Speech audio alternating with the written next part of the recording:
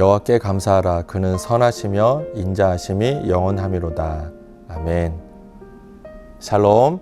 신선한 가을이 너무나 기다려지는 8월의 마지막 날입니다.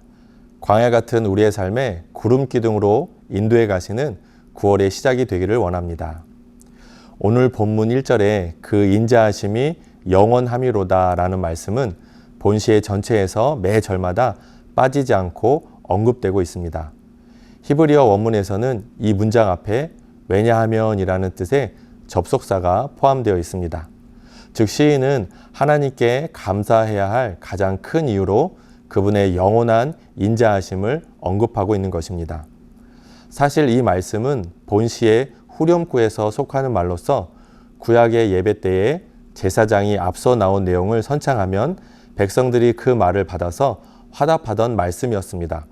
어린 아이들도 아닌데 왜 똑같은 말씀을 반복해서 화답하게 했을까요?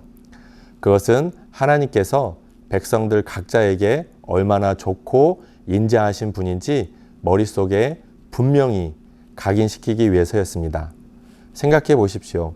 하나님께서 선하시고 인자하신 분이라는 사실이 우리 머릿속에 각인이 된다면 그 하나님을 향해서 원망과 불평이 나올 수 있겠습니까? 아니면 한심이 나올 수 있겠습니까?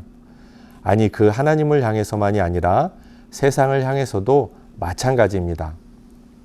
그 좋으신 분, 인자가 한이 없으신 분을 섬긴다는 의식이 분명하다면 어떻게 우리 입술에서 부정적인 말, 욕하는 말, 추한 말, 덕스럽지 못한 말이 나올 수 있겠습니까?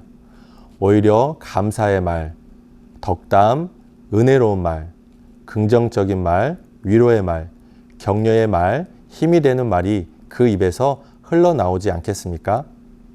그렇기에 성경은 부지런히 가르치며 집에 앉아있을 때에든지 또 길에 행할 때에든지 누웠을 때에든지 일어날 때에든지 말씀을 강론할 것이며 그것을 손목에 매어 기호를 삼으며 미간에 붙여 표를 삼고 집 문설주와 바깥문에 기록할지니라고 말하였던 것입니다. 단지 사실을 익히고 습득하는 것을 넘어서 그것이 그들의 모든 삶을 통하여서 생각과 행동에 스며들고 말과 몸짓 속에서 그대로 묻어나올 수 있도록 가르쳐야 한다고 말씀하시는 것입니다.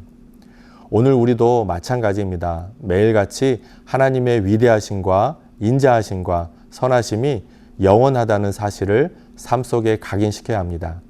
아무리 힘들고 어려운 때라도 우리의 내면에서는 여전히 하나님께 감사하며 그 인자하심이 영원하다고 외칠 수 있는 성도가 되어야 하겠습니다. 그런데 우리의 모습을 돌아보면 아직도 우리의 말이 은혜롭지 못하고 덕스럽지 못하며 온전한 찬양을 드리지 못하며 감사의 말이 아닌 원망과 불평의 말을 내뱉고 있는 연약함이 있습니다. 오늘부터 우리의 모든 삶에 하나님에 대한 감사와 믿음, 또 찬양의 말씀으로 가득 차게 하고 그 인자하심이 영원하다고 끊임없이 외치기를 결단하기 원합니다. 그래서 그 삶이 감사와 찬양으로 각인되어 도저히 감사하지 않고는 또 찬양하지 않고는 견딜 수 없는 그야말로 감사와 찬양으로 넘치는 삶을 살아가는 사랑하는 모든 성도님들 되시기를 축복합니다.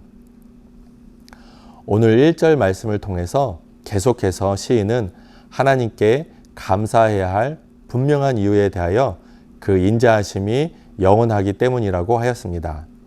여기서 인자는 히브리 원어에서 윗사람이 아랫사람에게 베푸는 특별한 사랑과 은혜를 가리키는 말이었는데 성경에서는 주로 자기 백성에 대한 하나님의 영원하고 변치 않는 언약적 사랑을 나타내는 말로 사용되고 있습니다. 또한 이 말은 구약의 신학을 설명하는 데 없어서는 안 될 핵심적인 단어로 자주 언급되는 단어이기도 합니다.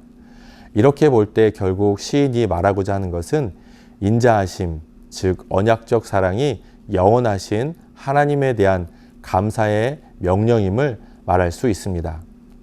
즉 하나님의 선택된 백성은 누구나 여호와 하나님께 감사해야 하는데 이는 하나님께서 그들과 맺은 언약을 영원히 성실하게 이행하사 보호와 구원 또 축복과 은혜를 베풀어 주실 것이기 때문이라는 것입니다. 그렇다면 이 언약은 무엇을 말합니까? 하나님께서 이스라엘을 불러내어 시내산에서 맺으신 언약, 더 나아가 다윗과 선지자를 통해서 약속하신 구원의 언약입니다. 하나님께서는 이스라엘에게 약속하신 이 언약들을 성실하게 이행하셨고 한 말씀도 땅에 떨어지지 않고 다 성취되도록 은혜를 그들에게 주신 것입니다. 한번 생각해 보십시오. 아브라함에게 약속하신 언약은 폐기된 것처럼 보였지만 정확히 약속하신 시간이 지나자 그들은 자유의 몸이 되어 가나안 땅을 기업으로 받는 은혜를 얻게 되었습니다. 그리고 다윗에 의해 그 언약을 성취하셨습니다. 다윗 또한 마찬가지였습니다. 다윗 왕가의 영원한 통치는 수많은 역사적 우여곡절을 겪었지만 마침내 예수 그리스도를 통하여 완전한 성취를 이루었고 오늘까지도 그 언약은 계속되고 있지 않습니까? 이것이 바로 오늘 시인이 하나님께 감사할 근거로 제시한 하나님의 인자하심인 것입니다. 그렇다면 오늘날 하나님의 인자하심은 우리에게도 여전히 존재하며 유효한 것입니까? 물론 그렇습니다. 그 증거가 바로 우리가 하나님 앞에 나의 하나님을 나의 아버지로 부를 수 있게 된 것이며 예수 그리스도를 구주로 영접하여 구속, 곧 죄사함을 받고 구원을 확증받은 사건입니다. 뿐만 아니라 마지막 날까지 하나님께서 확증하신 이 구원을 그 누구도 끊을 수 없고 폐기할 수 없음을 우리에게 약속해 주셨습니다. 사랑하는 성도 여러분, 이보다 더 분명한 증거가 어디에 있겠습니까? 그러므로 오늘 우리는 결코 변하지 않고 취소되지 않는 하나님의 구원을 바라보면서 뜨거운 감사와 찬양을 하나님께 올릴 수 있어야 하겠습니다.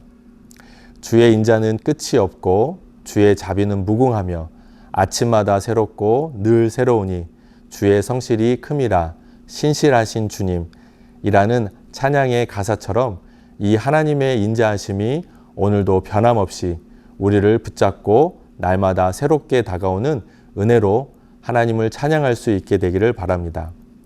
세상의 모든 일에는 원인이 있고 그에 따른 결과가 있습니다. 오늘 시인은 우리가 하나님을 찬양해야 할 분명한 이유를 열거하고 있습니다. 더 나아가 그가 왜 이토록 열정적으로 하나님을 찬양할 수밖에 없는지 그 이유를 낱낱이 소개하고 있습니다.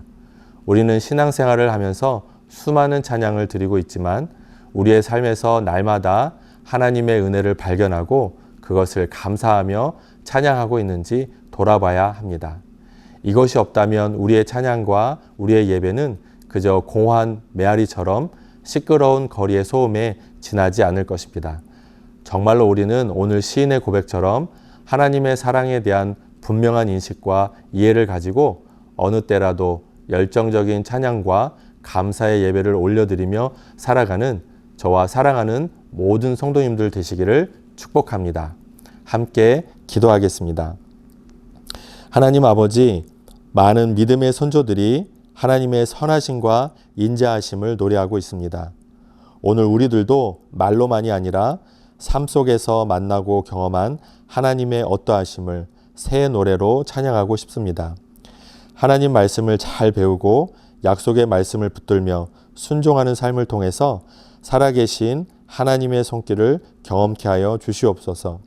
인생의 문제와 상황 앞에 무너지는 자들이 아니라 좋으신 하나님을 바라보고 감사하고 찬양할 수 있는 믿음의 삶을 살아낼 수 있도록 붙잡아 주시옵소서. 감사드리며 예수 그리스도의 이름으로 기도드립니다. 아멘.